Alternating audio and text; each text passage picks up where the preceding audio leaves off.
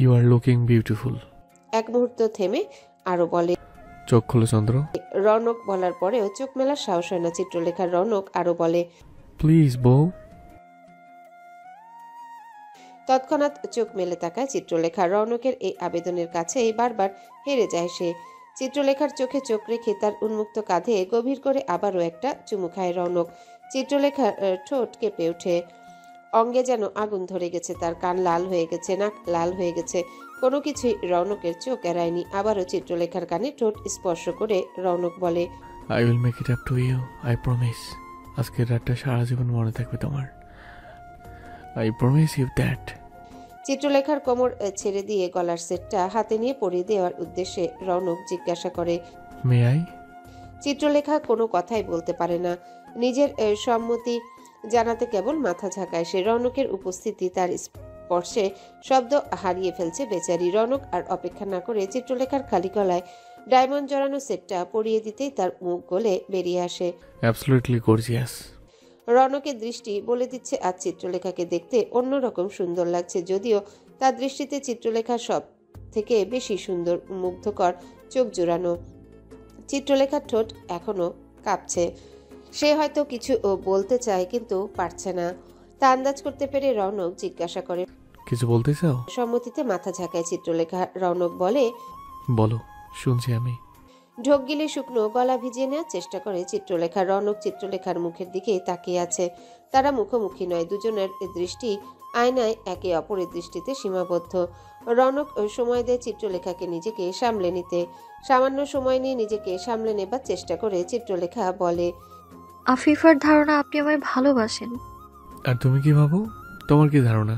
চিত্রলেখার মুখে কথা কুলায় না। সে ভাবতে চায় রৌনক তাকে ভালোবাসে, কিন্তু আদৌ কি সেটা সম্ভব? রৌনক তো আগেই তাকে জানিয়েছে এই বিয়ের কারণ।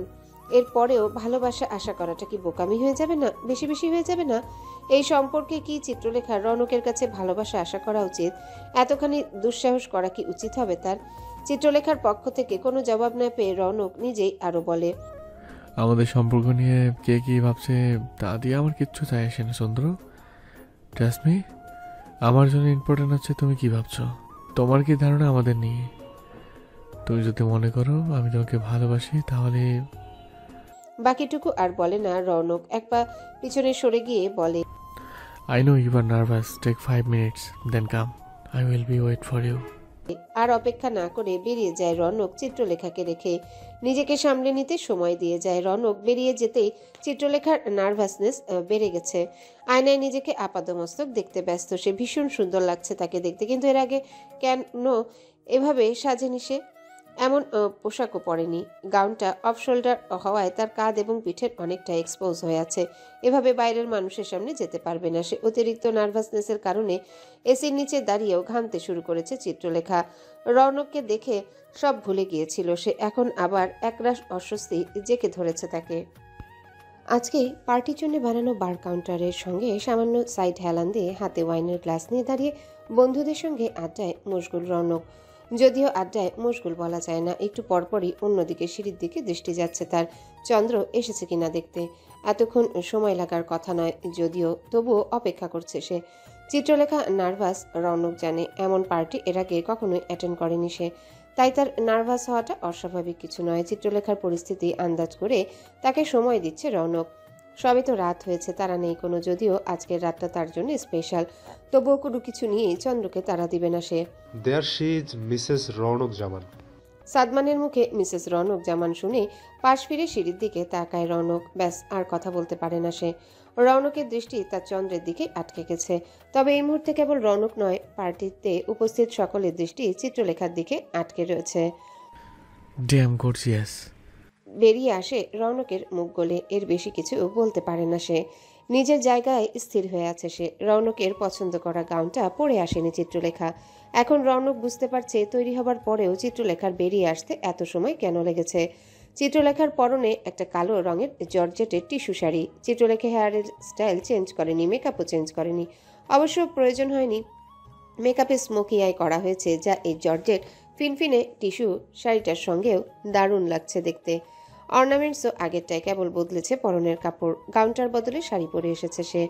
জর্জেট শাড়িটার সম্পূর্ণ আঁচল জমির নিচের দিক থেকে উপরের অর্ধেকটা বুকের কাছের অংশে ছোট ছোট স্টোন বসানো, তাই ফিনফিনে জর্জেট শাড়ি হলেও পেটের কাছটায় সামান্য অংশ ব্যতীত আর কিছুই তেমন একটা বোঝা যাচ্ছে না।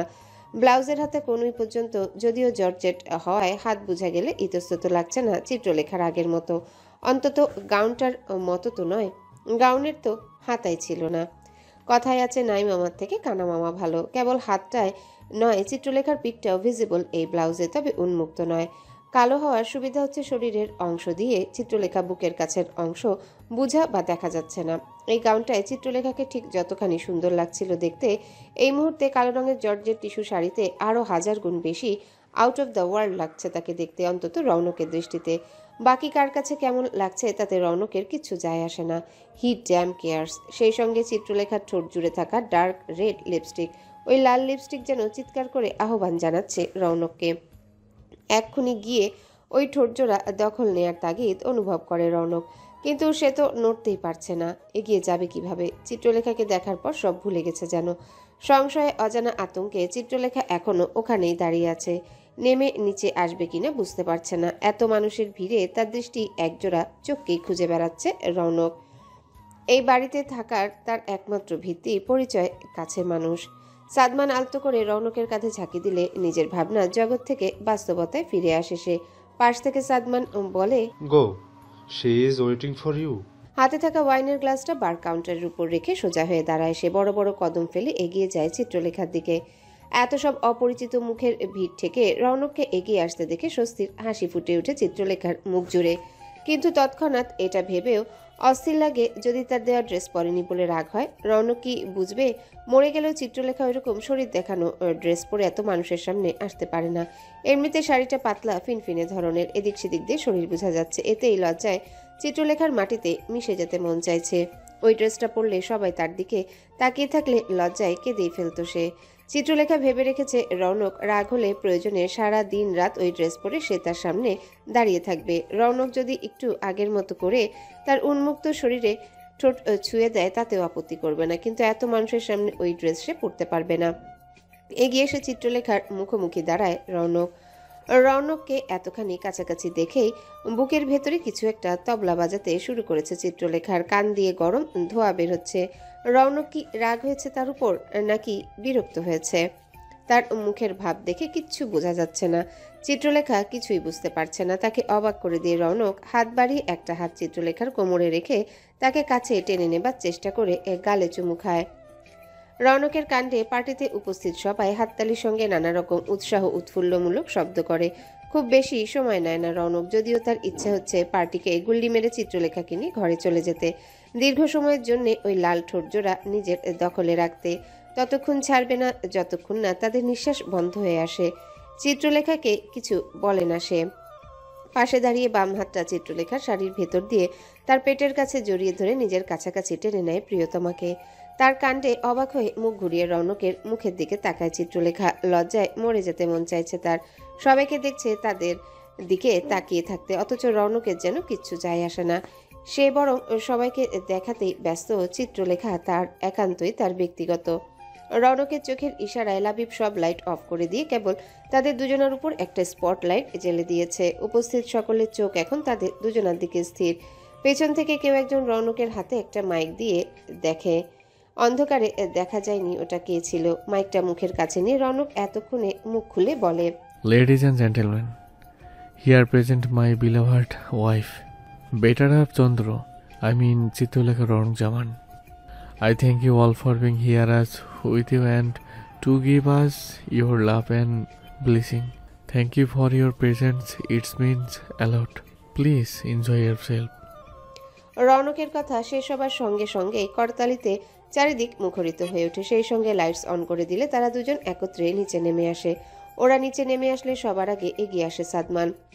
চিত্রলেখার দিকে হাত বাড়িয়ে দিলে কি করবে ভেবে রৌনকের মুখের দিকে তাকালে সে চোখের ইশারায় আশ্বস্ত করলে চিত্রলেখা হাত বাড়িয়ে সাদমানের হাতে হাত রাখতে মাথা ঝুঁকিয়ে আলতো করে চিত্রলেখার হাতের উপরে ছোট্ট করে সৌজন্যমূলক চুমু দিয়ে সাদমান বলে, লুকিং গর্জিয়াস। চিত্রলেখা বুঝতে পারে না ঠিক কিভাবে রিয়্যাক্ট করবে। রৌনক তীক্ষ্ণ দৃষ্টি নিয়ে তাকায় সাদমানের দিকে। তার হাত থেকে চিত্রলেখার হাত নিজের হাতে নিয়ে বলে, She is my wife. and she is my sister-in-law. Forget up man. আরও অনেকেই উপস্থিত থাকায় স্ল্যাং ইউজ করতে নিয়েও করে না রৌনক। তার অবস্থা দেখে সাদমান বলে, Getting jealous, man. ফোকাস হাইটু। চিত্রলেখা বুঝতে পারে না আসলে এখানে কি হচ্ছে। সাদমান রৌনককে বিরক্ত করতেই মূলত এমনটা করেছে, এছাড়া অন্য কোনো ইন্টেনশন নেই তার। অনেক বছরের বন্ধুত্ব তাদের, ভাইয়ের মতো সম্পর্ক। সাদমান কখনোই কোনো স্টুপিড কাজ করে এই সম্পর্ক নষ্ট করবে না, তার রৌনক নিজেও জানে। অন্যদের সবার সঙ্গে চিত্রলেখাকে পরিচয় করিয়ে দেয় রৌনক। অফিসের কেউ কেউ চিত্রলেখাকে হয়তো চিনতে পেরেছে, কিন্তু রৌনকের উপস্থিতিতে কারো সাহস হয় না কানাঘুষা করার। বসের বউকে নিয়ে গসিপ করলে যে চাকরি থাকবে না তা সবাই জানে। আর মন্দা চাকরির বাজারে নিজের চাকরির মায়া সবারই আছে। আর বাকি যারা জানে না চিত্রলেখা যে রৌনকের অফিসে চাকরি করতো তাদের মাথা ব্যথা নেই। তবে তারা চিত্রলেখাকে চিনতে, জানতে, তার সম্পর্কে শুনতে আগ্রহী। তবে সবাই রৌনকের পার্সোনালিটি সম্পর্কে খুব ভালো করেই জানে। তার জিনিসে কেউ চোখ দিলে সেই চোখ উপড়ে ফেলতে দুইবার ভাববে না সে। আর সেখানে তার বইয়ের দিকে নজর দিলে সেই ব্যক্তিকে দুনিয়া থেকে গায়েব করে দিতে 1 সেকেন্ড সময় নেবে না সে। এমনি এমনি এত বড় ব্যবসা ধরে রাখেনি সে। রৌনক জামানের হাত যে কত বড় তা সবার অজানা হলেও কম বেশি সবাই বুঝে রৌনক জামান চাইলেই তার এক ইশারায় কি করতে পারে। রৌনক জামান পারে না এমন কোনো কাজ নেই।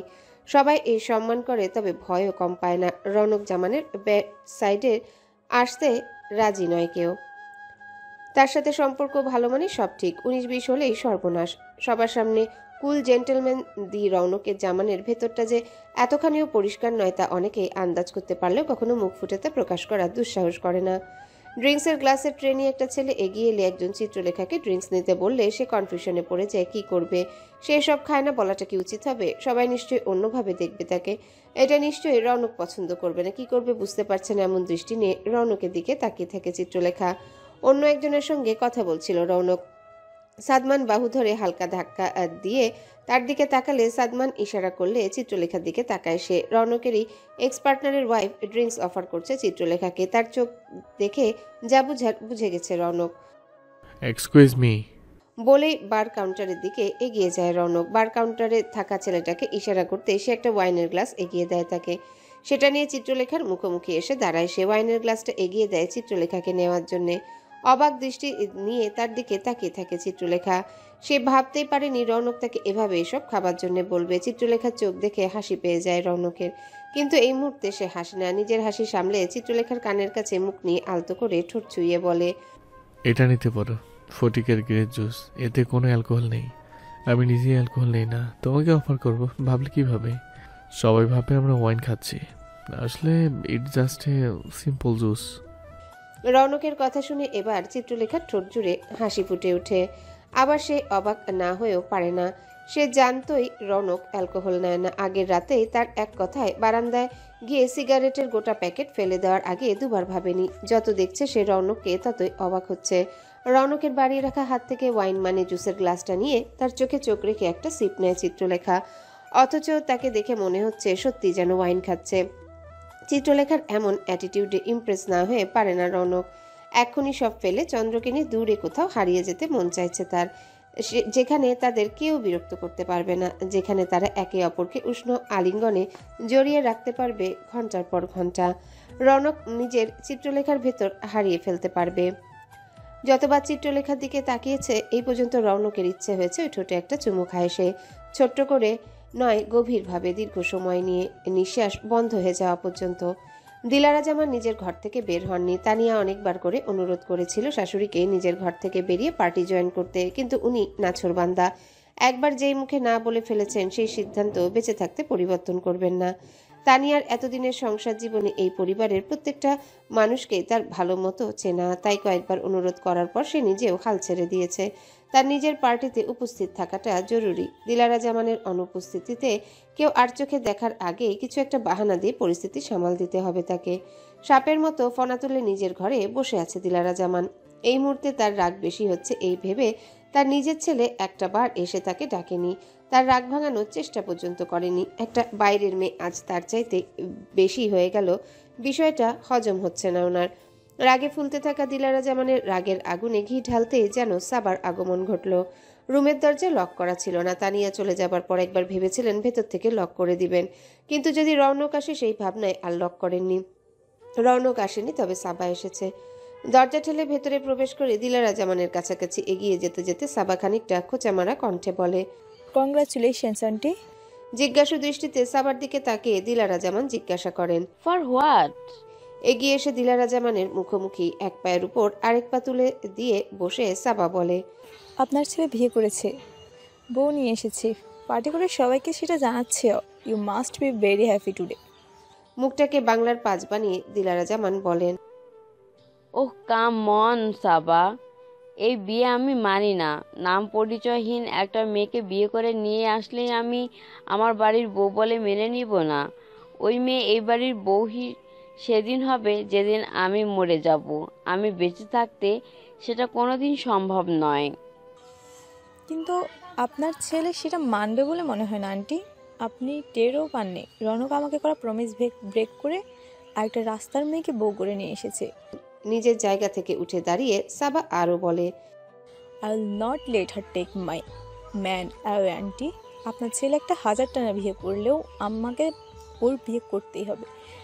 At the end of the day he will be mine, only mine. Dilara Zaman নিজের জায়গা থেকে উঠে এসে সাবার একটা হাত নিজের দুই হাতের মুঠোয় নিয়ে বলে, আমি তোমার সঙ্গে আছি ডিয়ার। সাবা দিলারা জামানকে জড়িয়ে ধরে বলে, thank you so much aunty. রৌনকের পাশ থেকে এক মুহূর্তের জন্য সরছে না চিত্রলেখা। অফিসের কিছু মুখ ব্যতীত কাউকে চিনে না সে, এমনকি কোম্পানির শেয়ার হোল্ডারদেরকেও না। কে কি জিজ্ঞাসা করবে, চিত্রলেখা কি জবাব দিবে যদি ভুলভাল কিছু বলে ফেলে, এই ভয়ে আরও রৌনকের দৃষ্টির আড়ালে যাচ্ছে না সে। তানিয়া এগিয়ে এসে ওদের পাশে দাঁড়িয়ে বলে, বউটাকে কিছুক্ষণের জন্য আমাকে ধার দাও, আমি আমার সার্কেলের সঙ্গে একটু পরিচয় করিয়ে দিই। চিত্রলেখার হাত তানিয়ার হাতে দিয়ে রৌনক বলে, she is all yours now. Tania চিত্রলেখাকে নিয়ে সরে গেলে তার সামনে এসে দাঁড়ায় সাবা। ডার্ক বোটল গ্রিন কালার একটা অফ শোল্ডার ড্রেস পরেছে সে। ড্রেসটার লেন্থ তার মিড থাই পর্যন্ত। অফ শোল্ডার হওয়ায় সাবার ক্লিভেজের খানিকটা উকি দিচ্ছে। মিড থাই থেকে শুরু করে সাবার লম্বা পাগুলো সম্পূর্ণ উন্মুক্ত। ড্রেসের সঙ্গে মিলিয়ে একই কালারের পেন্সিল হিল পরেছে, এতে আরও লম্বা লাগছে সাবাকে দেখতে। ডার্ক ড্রেসের সঙ্গে মিল্ক রেখে ডার্ক মেকআপ নিয়েছে, ডার্ক মেরুন কালারের লিপস্টিক লাগিয়েছে ঠোঁটে। যে কোনো পুরুষের চোখে সাবাকে এক কথায় সেক্সি লাগছে দেখতে। যে কোনো পুরুষ বারবার ফিরে তাকাবে তার দিকে, কিন্তু রৌনক সেই তাগিদ অনুভব করে না। সাবাকে কখনোই তার দৃষ্টিতে আকর্ষণীয় লাগেনি। তিলোত্তমার পরে রৌনকের দৃষ্টিতে যদি কাউকে আকর্ষণীয় লেগে থাকে সে একমাত্র চিত্রলেখা। সেজন্য তাকে ডার্ক মেকআপ নিতে হয় না, বডি রিভিলিং ড্রেস পরতে হয় না। চিত্রলেখার ঠোঁটে লিপস্টিক না থাকলেও সেই ঠোঁট আকুল নিবেদনে রৌনককে ডাকে সবসময়। চিত্রলেখা যদি বোরখা পরে নিজেকে ঢেকে রাখে, তবুও রৌনকের শরীর তাকে জড়িয়ে ধরতে, উষ্ণ আলিঙ্গনে নিতে নিষ্পিস করে। দ্বিতীয় কোনো নারীকে দেখে রৌনকের শরীরে কিচ্ছু হয় না। এক চিত্রলেখাকে দেখলেই তার নিজেকে সামলে রাখতে কষ্ট হয়, ভীষণ কষ্ট, পাঁজরের হাড় বেরিয়ে আসার মতো কষ্ট। চিত্রলেখাকে নিজের করে নিয়ে আসার পর থেকে এই পর্যন্ত অনেক কষ্টে নিজেকে সামলে রেখেছে সে, কিন্তু আর না, আজ আর সে নিজেকে আটকে রাখতে পারবে না। চিত্রলেখাকে তার চাই। চিত্রলেখার সবটা তার চাই, আর পারবে না সে সন্ন্যাসী হয়ে থাকতে। তিলোত্তমা চলে যাবার পর 6 বছর সে কখনো কোনো নারী শরীরের চাহিদা অনুভব করেনি, কখনো কোনো বেগানা নারীকে নিজের সংস্পর্শে আসতে দেয়নি। সংস্পর্শে আসা তো দূরের কথা, ভাবেওনি কারো কথা। সাবা নানাভাবে চেষ্টা করেছে তাকে বিছানায় নিয়ে যাবার, কিন্তু কোনোদিনও সফল হয়নি। আবার বিয়ে করার কথা কখনো ভাবেনি রৌনক। এক চিত্রলেখাকে দেখেই মনে হয়েছিল নিজেকে সে আরেকটা সুযোগ দিতে পারবে। হয়তো চিত্রলেখা তাকে তার মতো করে ভালোবাসবে, আগলে রাখবে, বুঝবে, যেমনটা সে তিলোত্তমার কাছে আশা করেছিল। ভুলেও সে চিত্রলেখাকে তিলোত্তমার সঙ্গে তুলনা করে না। রৌনকের জীবনে এই দুই নারী সবসময় বিশেষ হয়ে থাকবে। বলা বাহুল্য, চিত্রলেখা এখন তার সবটা জুড়ে বিরাজমান। একসময় তিলোত্তমা তার যতটুকু জুড়ে ছিল, আর চিত্রলেখা তার চাইতে অনেক বেশি জুড়ে আছে। তিলোত্তমা চলে যাবার পর নতুন করে কেউ তার জীবনে আসবে সেটা রৌনক কখনো ভাবেনি, আর এভাবে এসে তাকে বশ করে ফেলবে সেটা তার চিন্তার অন্তরালে ছিল। একসময় রৌনক যেটা ভাবেনি, আজ সেটা তার জীবনের বাস্তবতা। এক মুহূর্তের জন্য চিত্রলেখা তার মস্তিষ্ক থেকে সরে না, রৌনক সরাতেও চায় না। চিত্রলেখায় বিভোর থাকতে তার ভালো লাগে, এভাবেই থাকতে চায় সে। সাবা সরাসরি এগিয়ে এসে রৌনককে জড়িয়ে ধরে। বলা যায় বেহায়ার মতো নিজেকে রৌনকের শরীরের উপর ছেড়ে দেওয়ার চেষ্টা করে। রৌনক চাইলেই তাকে ধাক্কা দিয়ে সরিয়ে দিতে পারে, কিন্তু এত মানুষের মধ্যে হয়তো এমন করাটা উচিত হবে না। তাই সৌজন্যের খাতিরে হালকা করে জড়িয়ে ধরে আবারও তৎক্ষণাৎই ছেড়ে দিয়ে নিজের কোট ঠিক করতে করতে চিত্রলেখার দিকে তাকালে তাদের একে অপরের দৃষ্টিতে দৃষ্টি পড়ে। তানিয়ার সঙ্গে থাকলেও অন্যদের সঙ্গে কথা বলার ফাঁকে ফাঁকে চিত্রলেখার চোখ বারবার এদিকেই তাকাচ্ছে রৌনককে দেখতে। সাবার রৌনককে জড়িয়ে ধরার দৃশ্যটা চিত্রলেখা দেখেছে, তা তার মুখ দেখে বোঝা যাচ্ছে। খারাপ লাগায় মুখ সাদা হয়ে গেছে বেচারিতা। বুঝতে পেরে মুচকি হাসে রৌনক। সে এটাই চায়। রৌনক নিজে যতখানি চিত্রলেখায় আসক্ত হয়ে গেছে, সে চায় চিত্রলেখাও ততখানি তার প্রতি আসক্ত থাকুক। ইনফ্যাক্ট আরও বেশি আসক্ত করতে চায় সে চিত্রলেখাকে তার প্রতি। সাবা কিছু বলার আগে রৌনকের পেছন থেকে লাবিব এগিয়ে এসে তাকে কানে মুখে কিছু বলে। কি বলেছে তা শুনতে পায়নি সাবা। লাবিব কিছু বলার পর রৌনক ওখান থেকে চলে যাবার চেষ্টা করলে তার একটা হাত ধরে বাধা দিয়ে সাবা বলে, আমি মাত্রই এলাম, কোথায় যাচ্ছ তুমি? আমার কিছু স্পেশাল গেস্ট এসেছে। I need to attend them. I am sure you will make yourself comfortable here. আরেক মুহূর্ত অপেক্ষা না করে সাবার হাত থেকে নিজের হাত ছাড়িয়ে নিয়ে লাবিবের সঙ্গে চলে যায় রৌনক। পেছনে দাঁড়িয়ে রাগে ফসফস করতে লাগে সাবা। তার পাশে এসে দাঁড়িয়ে রিপা বলে, এইভাবে সবার সামনে নিজেকে অপমান না করলেও পারো আপু। যেটা তোমার না সেটার দিকে হাত বাড়িও না আপু। অপমান ছাড়া কিছুই পাবে না। এখনো সময় আছে, নিজেকে সামলে নাও। রনক ভাই কখনো তোমার হবে না, এই সত্যিটা মেনে নাও এইবার। সাবার ইচ্ছে করে কোষে ছোট বোনের গালে একটা থাপ্পড় লাগায় সে, কিন্তু এখন নয়। সে হাতে মারবে না, রিপাকে নিজের কাজ দিয়ে মারবে। যেদিন সবার সামনে রৌনক তাকে মেনে নেবে, বিয়ে করে বইয়ের পরিচয় দিবে, সেদিন রিপাকে এর উপযুক্ত জবাব দিবে, এর আগে নয়। চোয়াল শক্ত করে রিপার দিকে তাকিয়ে সাবা বলে, হ্যালো বন্ধুরা, পরবর্তী পার্ট খুব তাড়াতাড়ি আসবে, তো সবাই অপেক্ষায় থাকো। আর চ্যানেলটি যারা এখনো সাবস্ক্রাইব করোনি তারা পরবর্তী পার্ট দেখার জন্য চ্যানেলটি সাবস্ক্রাইব করে রেখো। ধন্যবাদ সবাইকে, আমাদের সাথেই থেকো।